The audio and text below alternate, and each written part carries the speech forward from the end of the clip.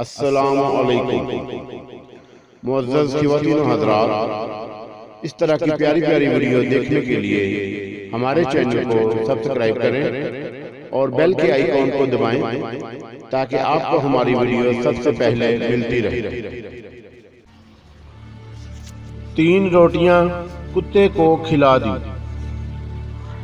حضرت عبداللہ بن جعفر رحمۃ اللہ علیہ ایک مرتبہ جنگل میں تشریف لے جا رہے تھے۔ راستے میں ایک باغ پر سے گزر ہوا۔ وہاں ایک حبشی غلام باغ میں کام کر رہا تھا۔ اس کی روٹی آئی۔ اسی وقت ایک کتا بھی باغ میں چلا آیا اور غلام کے پاس آ کر کھڑا ہو گیا۔ اس غلام نے کام کرتے ایک روٹی اس کتے کے سامنے ڈال دی۔ کتے نے اس کو کھا لیا اور پھر کھڑا رہا۔ غلام نے پھر دوسری اور پھر تیسری روٹی بھی ڈال دی۔ کل 3 ہی روٹیاں تھیں۔ وہ تینوں کتے کو کھلا دی۔ حضرت عبداللہ بن جعفر رحمۃ اللہ علیہ غور سے کھڑے دیکھتے رہے۔ جب وہ تینوں روٹیاں ختم ہو گئیں تو آپ نے اس غلام سے پوچھا، تمہاری کتنی روٹیاں روزانہ آتی ہیں؟ اس نے عرض کیا، آپ نے ملاحظہ فرما لیا، 3 ہی آیا کرتی ہیں۔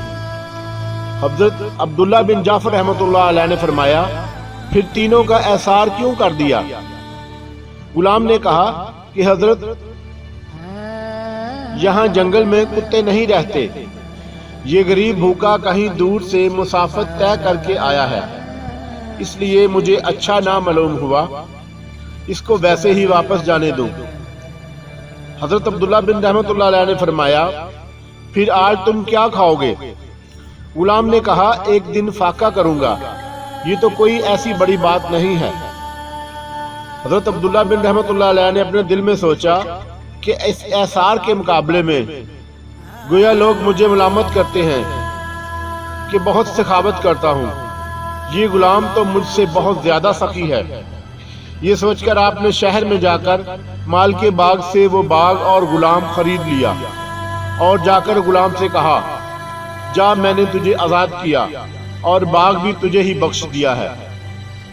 غلام نے انتہائی خودداری سے جواب دیا کہ میں آپ کا بے حد شکریہ ادا کرتا ہوں اور اس شکریہ کے اظہار میں یہ باغ آپ کی خدمت میں نذرانہ پیش کرتا ہوں، چونکہ اب آپ کے دل میں میری عزت و عظمت اور عقیدت ہو گئی ہے جو کہ میرے حق میں زہر قاتل ہے، لہذا اب میں آپ سے رخصت ہوتا ہوں۔ یہ کہہ کر وہ غلام وہاں سے چل دیا۔ جزاک اللہ خیر۔